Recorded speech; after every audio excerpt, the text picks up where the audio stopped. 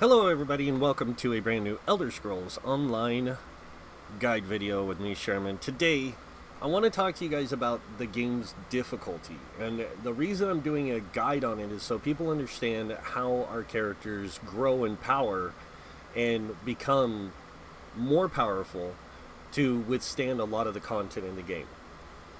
So, to get started, I want to talk a little bit about Dungeons and Trials, but I want to talk about Overland first. Now, Overland content is designed for solo play. It is not designed with group dynamics in its sense, and that's because the content is designed for you, the player, to become the hero. That's what the story is designed for. It's not designed for you, the player, to become some uber god and everything to be one shot when you're at max level. It's meant for you to be still within a certain power level to face the content. Now, in order to show this, I need to change something on my build so I can show you guys this. Now, I am on PTS, but I am on my main character, and just to show that it is my main character, you can see some of my gear is not golded out. The name is Eliza Windrunner, and as you can see, I'm still running my purple jewelry, my gold weapons, all that stuff. Now, I'm going to take my character to the outside world and I'm going to run around and just show you guys the difficulty, because it's not that difficult. The game is nowhere near that difficult for me, and that's because I'm an experienced player. I have knowledge of every creature in this game. I know what kind of attacks they do. I know when to block, when to dodge, when to just attack, that kind of thing.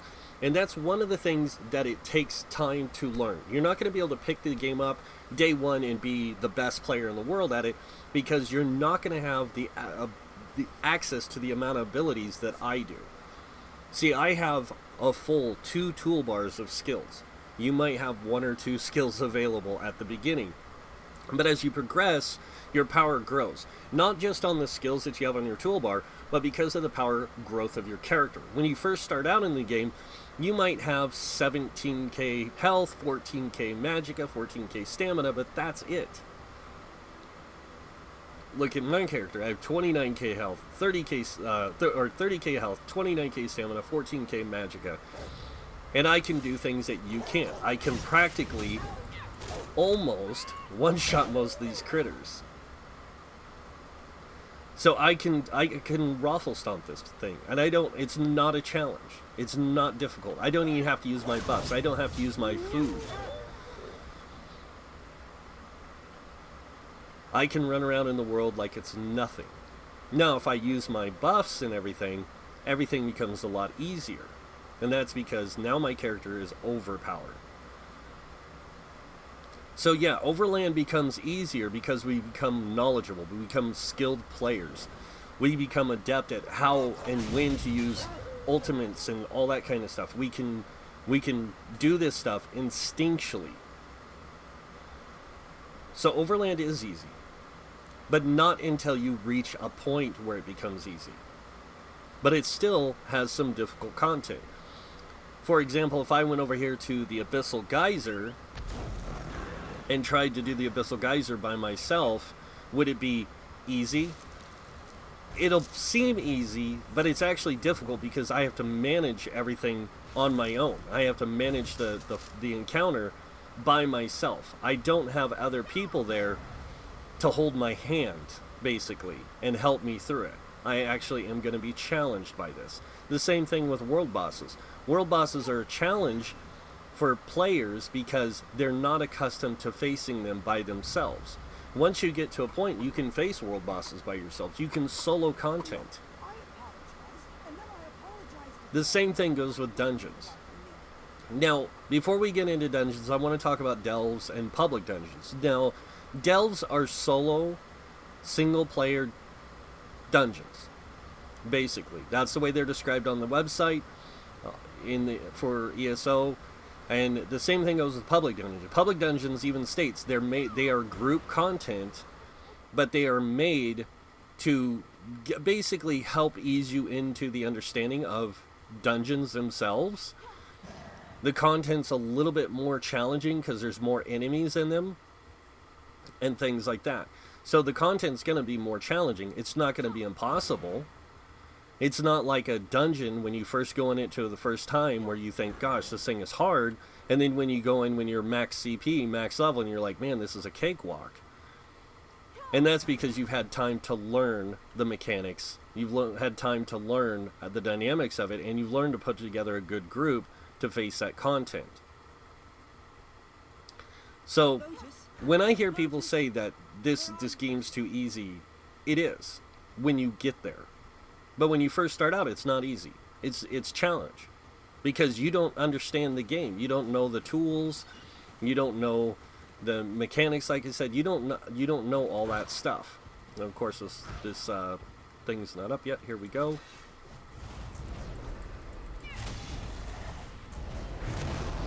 So here we are at one of these things, and it looks super easy, right? You know, just some minor mobs with some really weak health, that kind of stuff.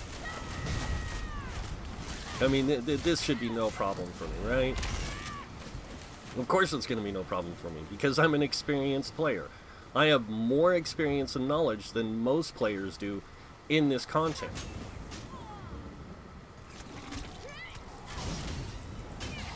And why do I have that? Well, because I've done it so many times.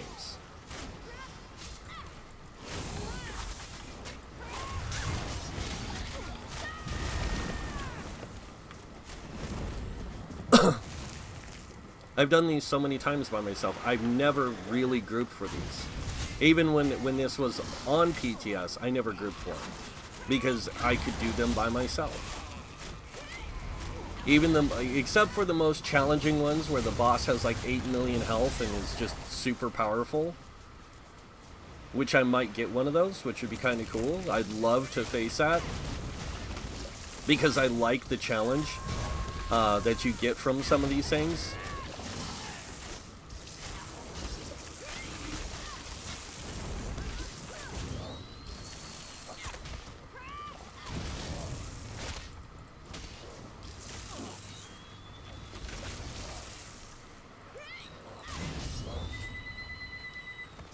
But as you can see, like I said, the difficulty's there. It's just so small that you don't notice it because of experience. You have the knowledge of your character. You know how to play it. You know the build inside and out. You know what skills you need to use, when you need to use them, all that stuff.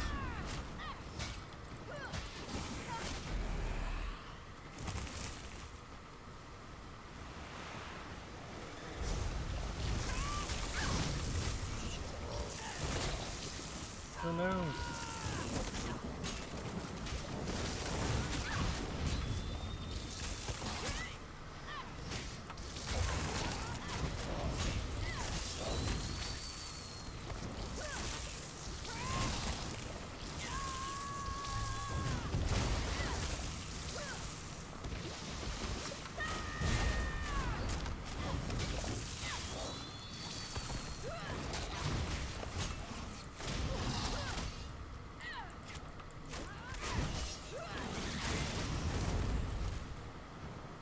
But as you can see, this is not a major challenge.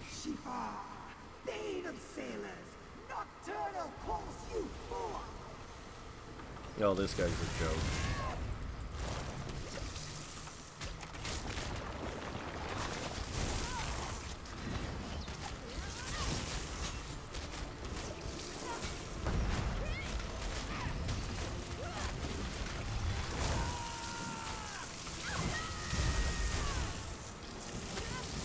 But as you can see, this boss actually has as much health as some of the bosses in normal dungeons. And you can even see his difficulty because it's listed right there. He has 3 stars and a scroll of modes. That means he's a more challenging world boss. Most world bosses don't even have that much health.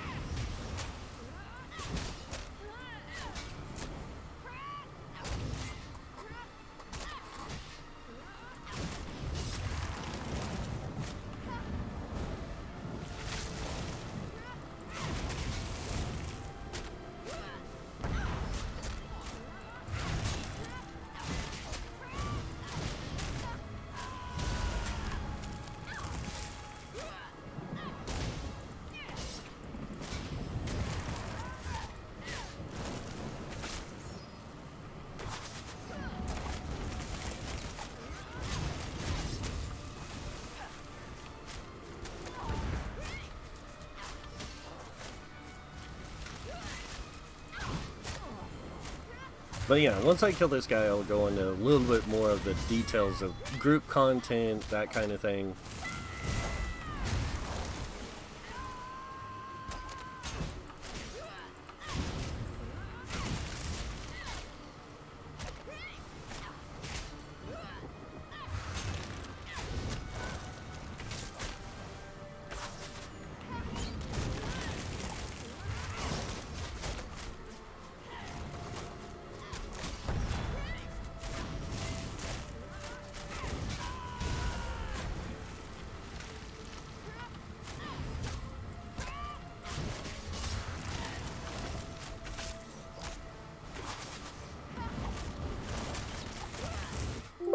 Oops, well, that's not good. Oh no, I'm gonna die. No, I'm not.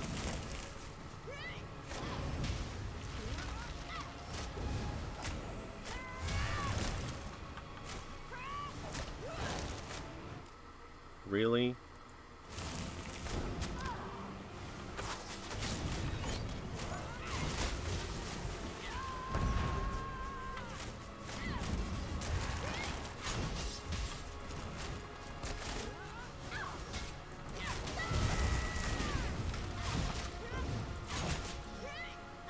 There we go. Boss is dead. The night is eternal. How can you To the possibly depths. win? I don't know how I got an achievement for that, but okay.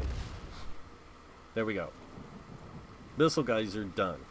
And this is considered group content. Now, for one person individually, that content can be very difficult. Even for an experienced player, they can be very difficult. I'm an experienced player. That was kind of difficult for me. Some of the world bosses in the newer content are a lot more difficult than what was in the base content. And that was because the base content was designed with our characters without CP.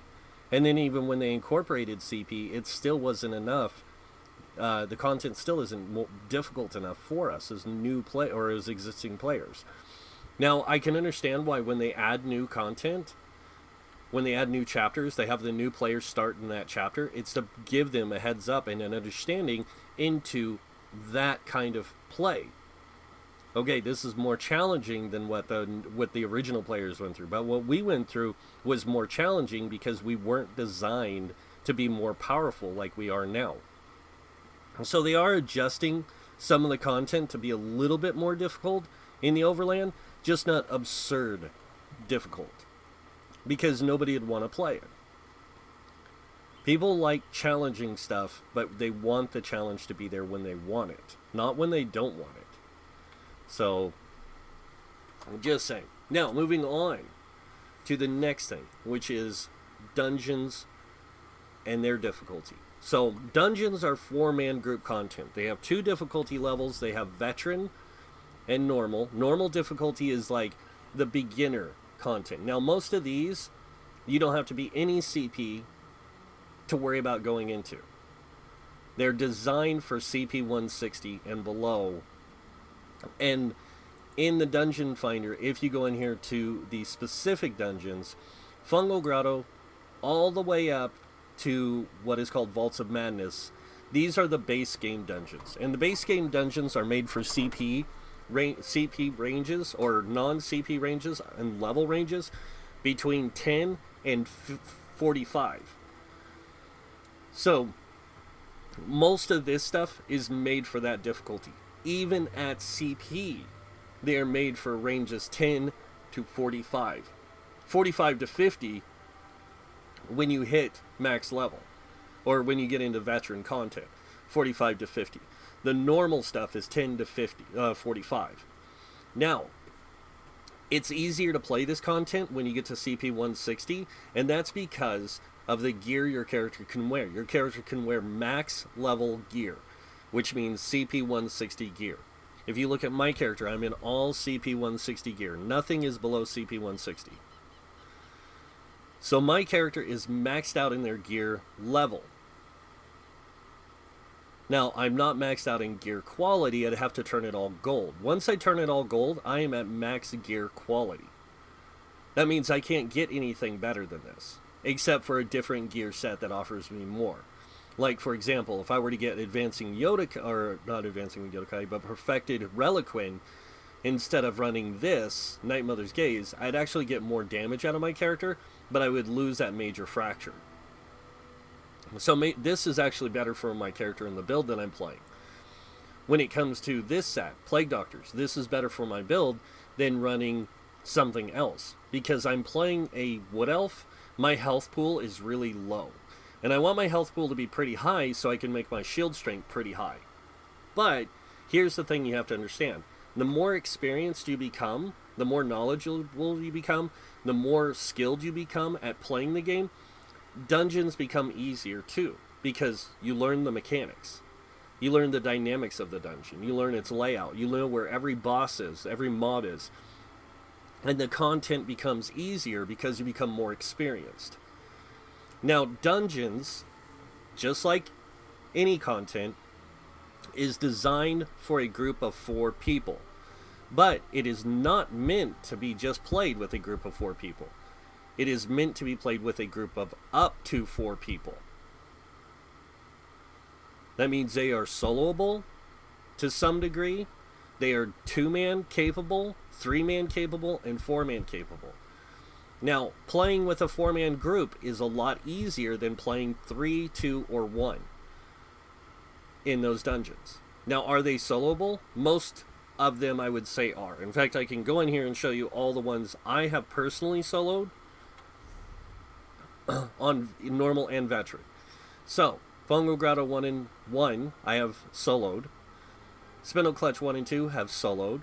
Banished Shells 1 and 2 soloed. Darkshade Caverns 1 and 2 soloed. Elden, pretty much all these besides Dire Frost Keep and Fungal Grotto 2, up to Vaults of Madness, I have soloed. Now, Bloodroot Forge, Cradle of Shadows, Falkreath Old Fanglair, Imperial City Prison, all these, in normal, can still be played between levels 10 and 45. But only if you go to them. Anything beyond that, like you can enter any dungeon or trial at level 1. Not advisable, but it is possible. But these dungeons are the same way. You can enter them at level 1 and play them. As long as you can walk to them, you can enter them. So if I say, well, I want to go do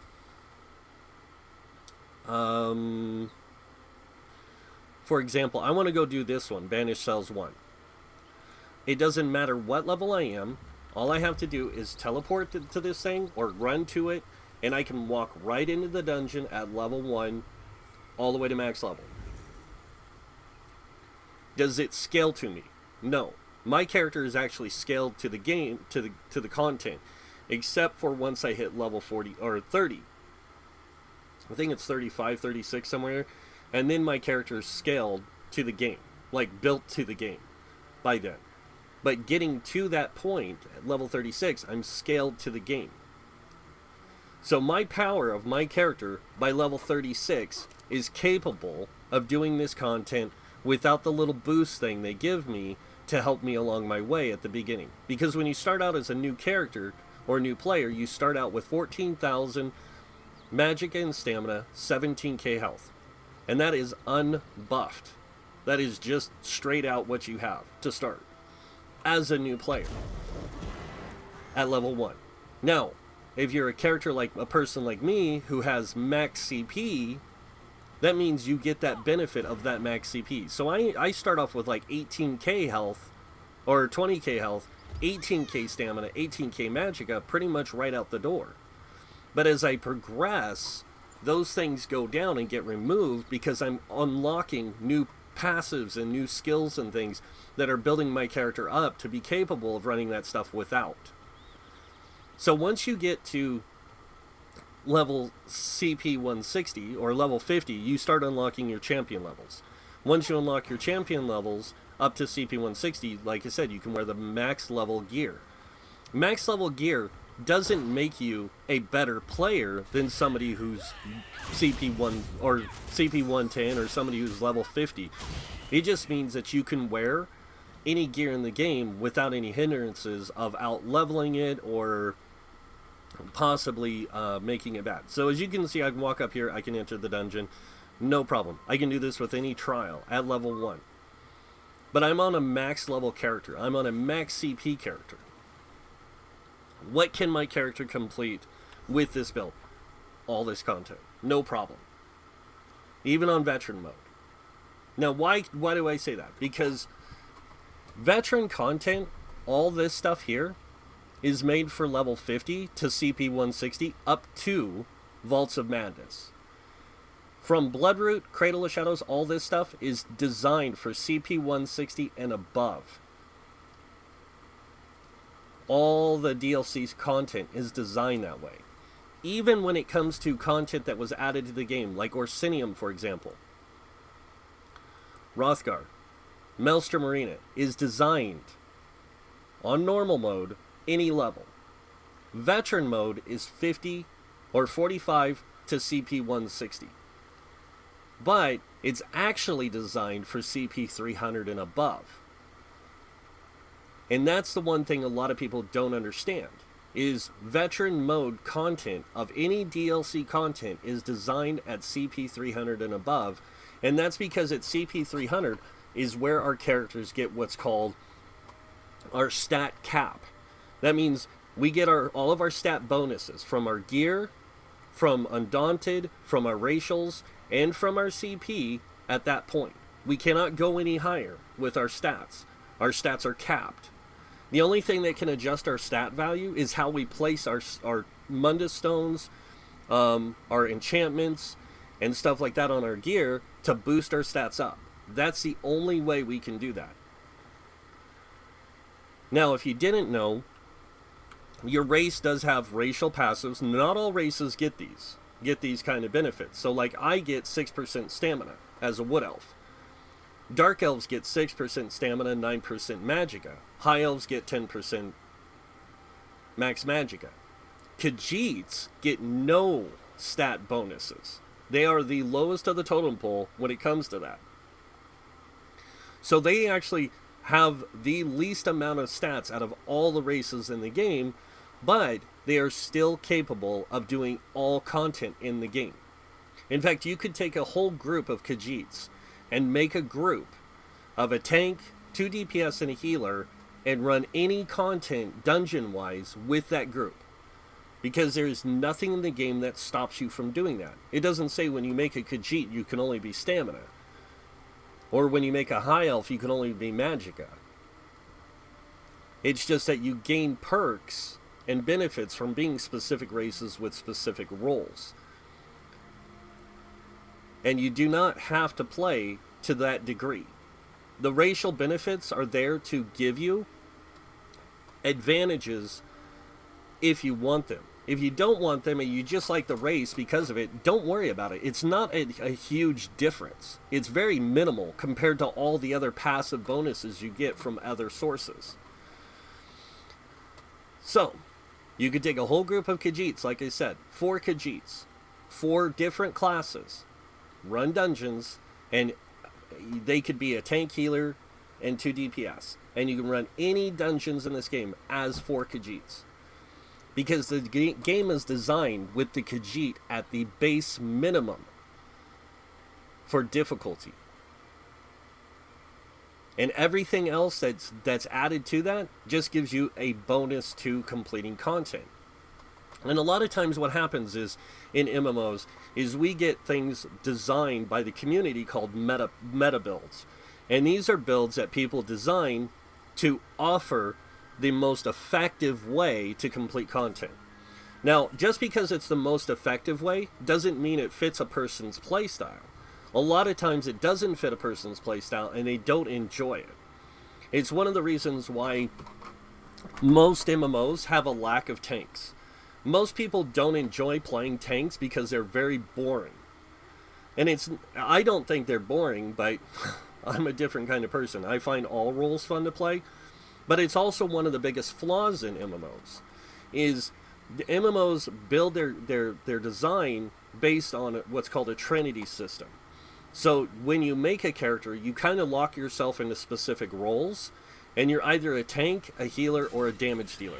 If you choose to be a tank, you're going to have very weak damage. You're going to have very great survivability, but you're going to be very weak in the damage front. Not insanely weak. Your character just can take a beating and not dish it out like you wish. Now, unfortunately, as games have progressed, players have learned that tanks and healers don't do a lot of damage. And a lot of people are like, you know what, I just don't enjoy that gameplay. Well, you'll hear people say, well, if you want to play your tank differently outside of Dungeons and Trials, you can just run around with extra gear. Well, I don't want to run around with like 20 sets of gear, no offense. I'd much rather run around in one build that I enjoy playing. Now, a lot of people don't understand that. How can you enjoy something if you play it one way all the time? Like, that's because that's how we enjoy it. Now, the thing you have to understand about Guild Wars, or not Guild Wars, Elder Scrolls, is Elder Scrolls was being developed at a time when MMOs were at their literal peak. They were at their height of of development, if you will. And the developers wanted to do something different with this game. Now, 3 games tried to do something new at this time. There was Guild Wars 2, Elder Scrolls, and another game that's not even in existence anymore, never even made it to market. But those 2 games, Elder Scrolls and Guild Wars 2, share a lot of similarities. And that is, they took the concept of damage, control, and support based on the skills and intertwined them. So you have skills that do damage and control, damage and support, or just damage, or just control. So you have these skills that do multitudes of things, even some that do damage, control, and support all in one. For example, you take, for example, a skill like one-handed sword and shield, low slash. And if you look at it, it says, surprise an enemy with a deep lunge, dealing X amount of damage and reducing their movement speed, also afflicting them with minor maim. So the first thing it does is damage, does physical damage. The next thing it does is reduces the movement speed for 4 seconds. That is a control ability. Then you have minor maim, which is a support ability because you're debuffing the enemy's damage that it does to your allies and to yourself. So you're actually doing damage, control, and support all in one. Now you take a skill like Power Bash. This is right now just a pure damage skill because all it does, damage and control, sorry. All it does is damage up front, and it does 3 seconds of stun, which is a control ability. But if you look at what I use for two-handed, I have Wrecking Blow. This does damage and support because it buffs you for 5 seconds, giving you empowerment on your next light attack, increasing your light attack damage by 40%. So this is a support skill with damage skill with support attached. Then you look at something like Critical Rush. This is pure damage because you can see it says launch across the earth and smash an enemy dealing X amount of damage, deals up to 40% more damage based on the distance traveled. So this is a pure damage skill. There is no control, no support added to it.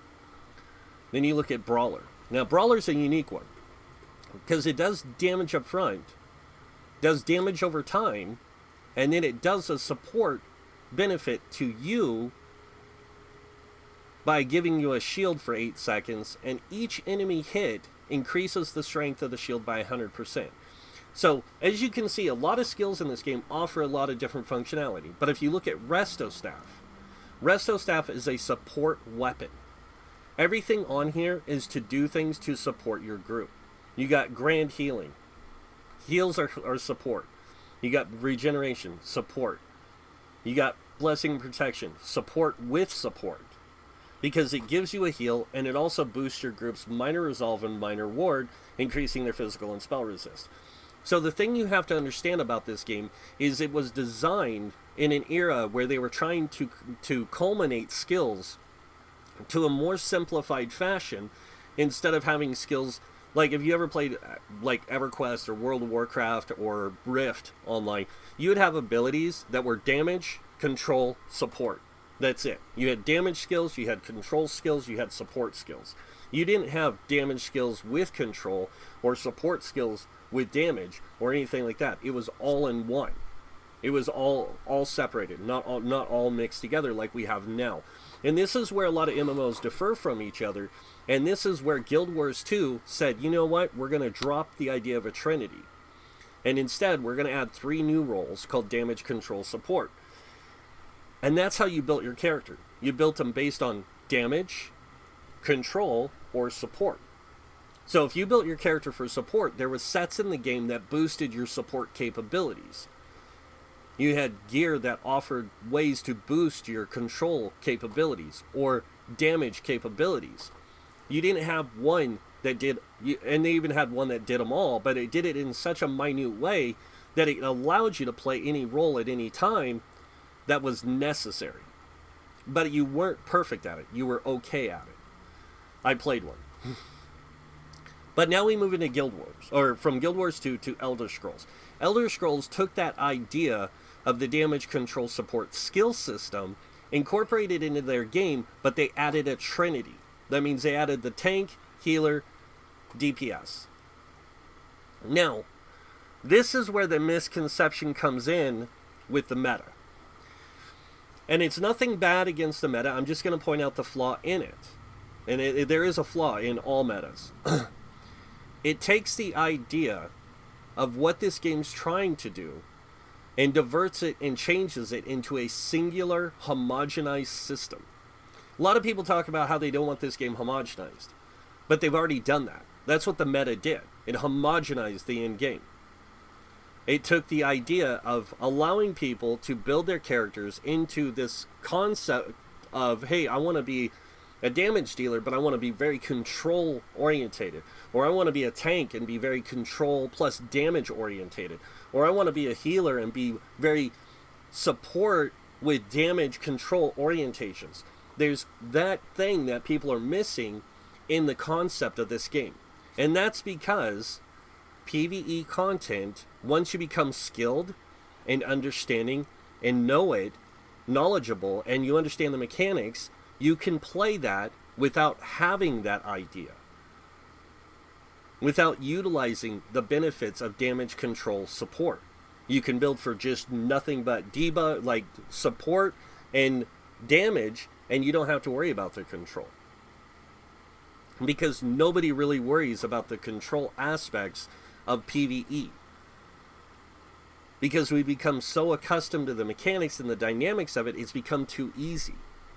So the devs try to create new ways to make the mechanics more difficult and more challenging for the players. So they ramp up the difficulty from CP 160 to 300 and 300 and above. Now remember, at 300, our characters are capped stat-wise. We can't go any higher in our stats. So the only thing giving us a benefit between 300 and above is the CP passives. Because skill passives we've already unlocked. The only thing we have left to unlock is what we can do with our CP. And this is where that system works, but it's really janky. It's really flawed because it allows for no diversity. It allows for nobody to build into purely control, damage, and support. It allows you to build for survivability, resource management, and damage. That's it. And that's why the idea of damage, control, and support has been lost in this game. Even though the developers built the game based on these tools that they put into the game, that's been lost to the community because of certain functions in things like PvE and the difference between PvE and PvP.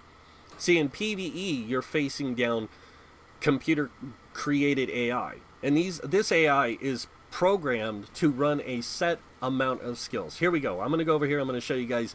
Watch how this giant bat attacks me. It's going to claw me.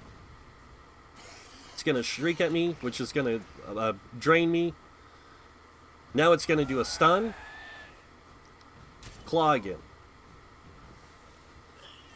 Claw again. Claw again. And it's just going to keep doing this until it gets its screech up to do that stun. And then it's going to scrape me. Then it's going to do the draining bite. It has 3 abilities programmed into it. That's it. Now, if I was facing this one in a dungeon, guess what? Same 3 abilities. Nothing new. Unless it was a boss. Then it might have a 4th or a 5th ability it might do. And it would depend on the difficulty. In normal dungeons, most encounters have 3 abilities.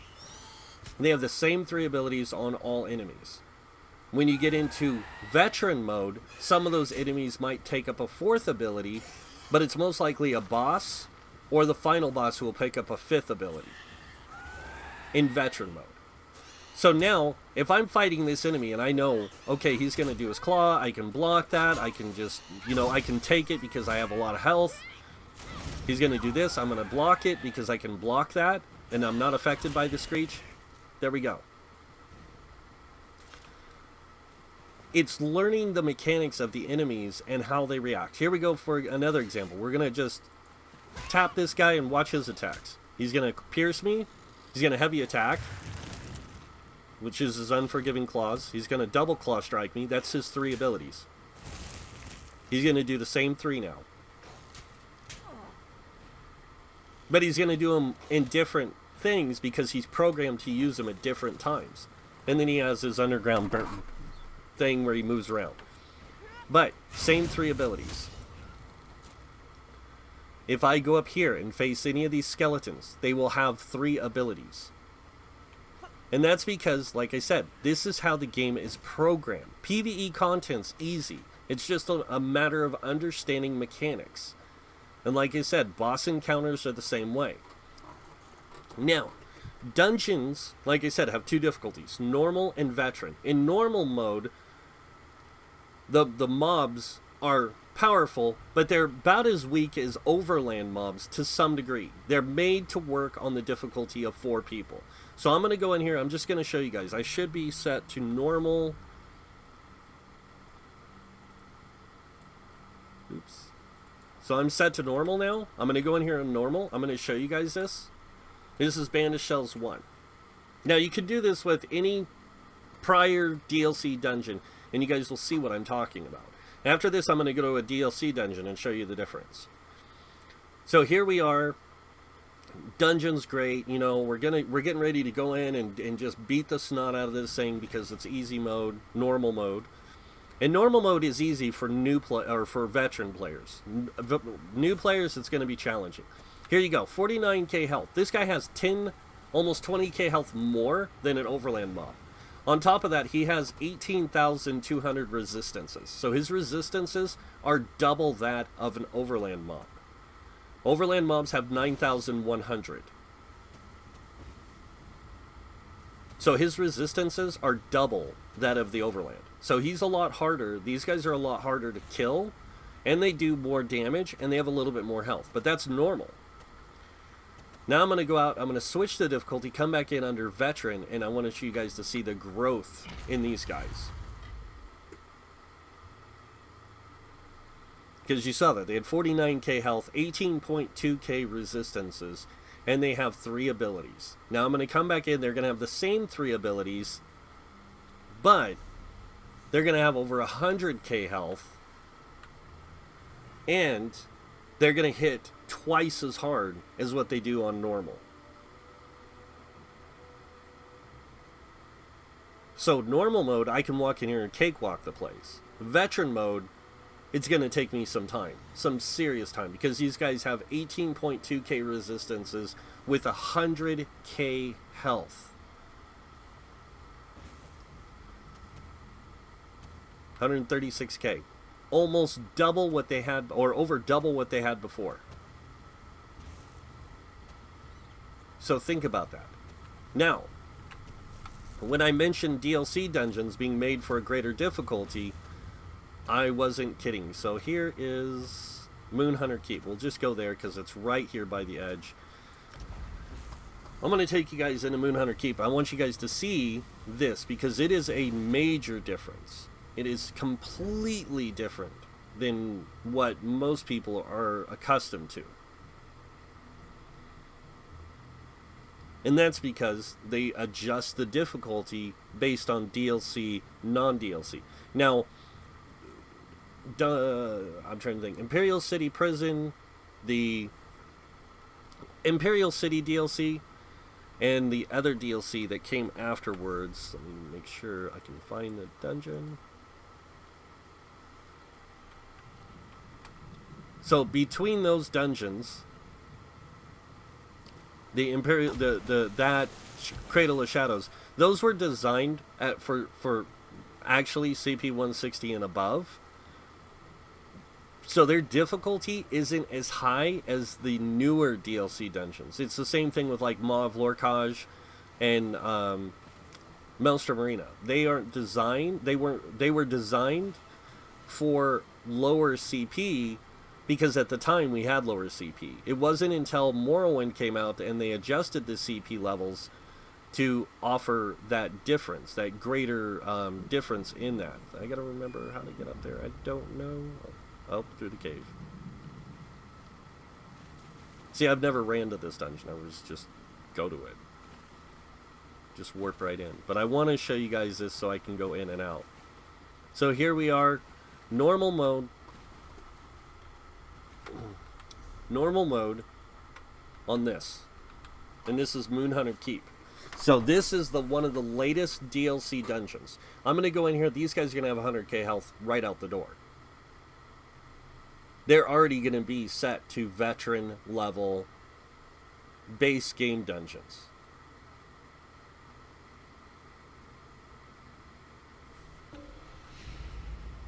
Oh, Werewolf Hunter hat. So you can see that's the jailer. Where's that Silver Dawn Valor gone off to? Gotta wait for the chit chat.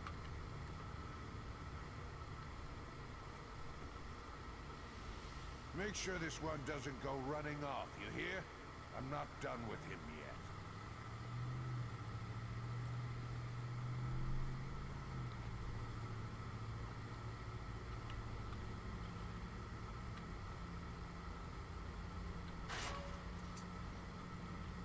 There you guys go. 78,000 health.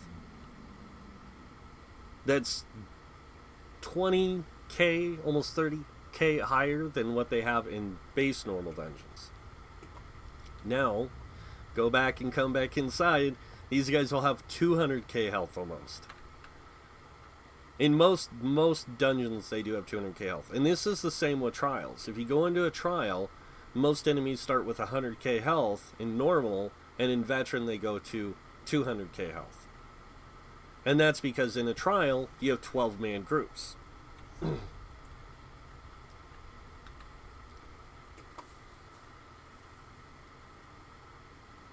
But they also added a lot of mechanics to these dungeons because they realized that players were getting so powerful, the only thing they could do was to add mechanics that were unstoppable. And that was one-shot mechanics. And it's a very bad decision on the devs' end to do something like that.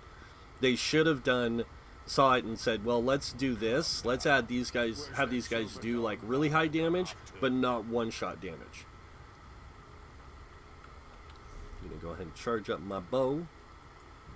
Make sure this one doesn't go running off, you hear? I'm not done with him yet.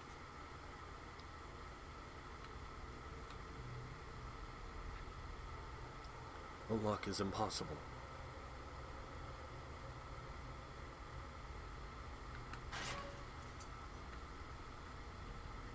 There you guys go. 225,000 health. These guys have 18k resistance, and they do double the damage of what they did before. So this is what you need to know. Just the basics of understanding this. Now, the next hard part is learning mechanics. Because you have to learn the mechanics of not only the enemies that you face, but the layout of the dungeon. You have to learn, and that's part of the dynamics of the dungeon. You have to learn the dynamics of the dungeon, and then you have to learn the mechanics of the encounters. The mechanics of the encounters are some of the most challenging things you can learn. Because not only do you have to learn them, but you also have to memorize them in a lot of cases. Because otherwise, you won't know what you need to do. And that's the problem a lot of people have. They don't understand how mechanics work. They know what they see and they know what they know, but they don't understand it fully. They don't understand it 100%. And this is what creates the problem that we're seeing today. Is a lot of people know mechanics based on playthroughs, but they can't learn those mechanics if they're not taught, or they're not shown these mechanics, or they don't learn them on their own. So a lot of times what you're seeing is you're seeing a lot of veteran players, skilled advanced players going into these dungeons that they've ran 100 times and they know them inside and out, running with a lot of new players who are inexperienced, unknowledgeable, and are trying to learn the game, and these guys don't want to deal with it. They don't want to deal with it because they can run it a lot faster with 4 experienced players than they can with 2 inexperienced and 2 experienced. And this will happen in every game you play, no matter what. So that is the basic understanding of dungeons, guys. I know I could have went into a lot more detail and explained a lot more and shown a lot more, but I wanted to just kind of give you guys a basic understanding and knowledge of how this game works when it comes to that stuff. And I wanted to throw a little bit in on the meta so that people understand that the meta is not perfect, but it does its job well. It does its job really well. But there's a lot more to this game than meets the eye, and a lot of people don't see those things because they bypass a lot of it. And is that the devs' fault or the players' fault? It's a mix, actually. It's both the devs and the community's fault for, one, allowing the meta to happen. Now, when people say every game has a meta, yes and no. There are games that have metas, but they're not necessary. They have no... There is no reason to play them. Just because, like, if you take World of Warcraft right now, the meta in World of Warcraft, their completion time on raids and dungeons compared to a non-meta group makeup is 5 minutes difference. That's it. Damage-wise, that's the damage difference, is 5 minutes in damage. And to me, that's not enough to make a fuss about. Now, when you talk about a game like this, where the difference is new players and experienced players going into content they're not ready for, or they are ready for, but they're not as powerful and knowledgeable for, versus veteran players who are skilled and experienced and have the proper builds and structure to them, then you have like a dynamic difference. We're talking like a, not just time frame, but we're talking like DPS wise, we're talking like 20-30 million damage difference, or 20-30,000 damage difference, because new players are going to do an average of 20 to 30k DPS, where experienced players are going to do 40 to 70k DPS, depending on their build. So think about that for a moment. And that's why we have such a huge discrepancy in this game. This is why a lot of things about this game have pushed a lot of players off from doing a lot of the content, is because it's so different and misdirected. Another thing I will be covering in a video tomorrow is the advanced version of this guide, explaining like build structure, explaining like the growth and more growth in power, and how things change more based on not only player skill and player understanding, but also player development and the dynamics of your character based on how you put that stuff together. So that's where things are going to change a little different in tomorrow's video. And I've heard this before, but please understand, I make my builds based on my playstyle, not based on the meta. So if I see something in my playstyle that I don't enjoy, I build it to make it to where I enjoy it. Versus the meta, where it's more about making the numbers. So, but yeah, that's pretty much it for the guide, guys. I know it wasn't like really in depth, it wasn't super knowledgeable, but it was just more on what I introduced you to yesterday, and it's hopefully going to help you understand more about the game, and it's going to help you understand the difficulty of the game and how that difficulty grows based on different aspects. So, but yeah, that's pretty much it for the video. I hope you guys enjoyed it. If you did, go ahead and hit that like button. If you guys want to see more videos by me or other things by me, you can subscribe. Other than that, I want to thank you all for watching. Until next time, have a wonderful day, and this guy might see you in game. Bye.